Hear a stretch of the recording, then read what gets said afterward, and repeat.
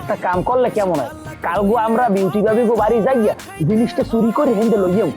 ঠিক আছে জানি আন আন মানে আব্বা কি আমরা কি চুরি করবো?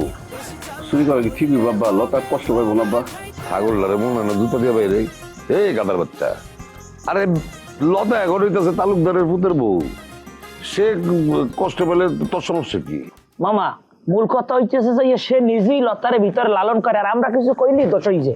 তুই সব কার এই শোন, তুই একটু আগে কইলি না যে ওই যে আমি যে 1 লাখ টাকা দিছি তালুকদার গো, এটা তুই তোর আম্মারে কয়ে দিবি।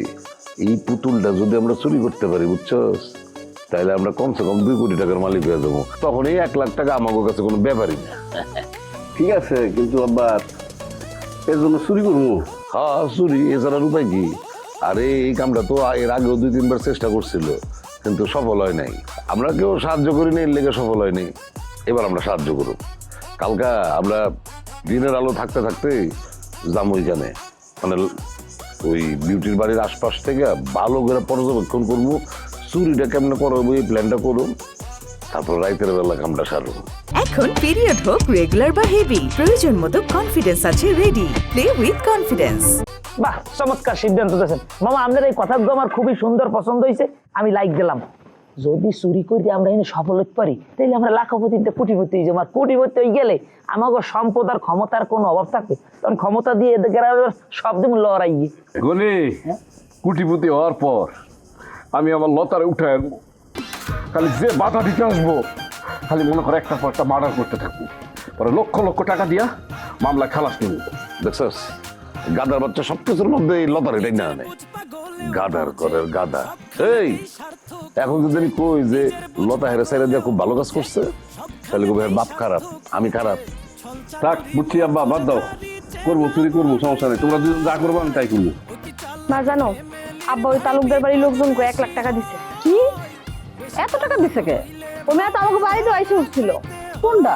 আর ওই যে বড়টা, যেটা জামাই না বাপের বাড়িতে থাকে, আইসা কয় আমার বাড়ি নাকি বিয়ে করবো। নাউজুবিল্লাহ, আস্তাক ফিরুল্লাহ, এইসব কি সব কথা কইতেছিস তুই? যা কইতেছে সত্যিই কইতেছি। ওই মায়ের লাগো তো আমার একটা বিরাট ঝগড়াও বেজে গেছে। পরে আব্বার আমার ভাই মিলা 1 লাখ টাকা দিয়ে মিটমাট করছে। কি করছে এগুলা? দেখছস তোর খাড়াস বাপের কাণ্ড দেখছস? ওইদিকে আমার বাপের বাড়ি 3টা মানুষ অসুস্থ, একটা বার দেখতে গেল না। আমি ফোন দিয়ে কইলাম যে কিছু টাকা দিতে, আমার কইলে আমি অনেক ব্যস্ত, এখন টাকা দিতে পারুম না, ফোন রাখো। তোমারে কি কমু মা, ওই মাইয়ার আচরণ যদি তুমি একবার দেখতা, খাড়ার উপর একটা বেয়াদব, লজ্জা শরম বলতে কিচ্ছু না, নির্লজ্জ বাহে একটা মেয়ে। আমারে কইতে হইব না, তালুকদার বাড়ির সব মাইয়াগুলোই এমন, ওদি আমাগো মতো না। ওদের কথা আর কি কমু, কিন্তু তোর বাপের কথা শুনে না আমার সারা গাও এখন মরিচের মতো করে জ্বলতেছে। এতগুলা টাকা মানুষ এসে বিলায়, হ্যাঁ? কই আজকে আমি বিরাট রকমের বোঝাপড়া করবো, একটা ফাইনাল বোঝাপড়া করবো। কি মনে করছে মানুষে টাকা দেয়? এই দুলালের বাপ, দুলালের বাপ, কই গেলা তুমি?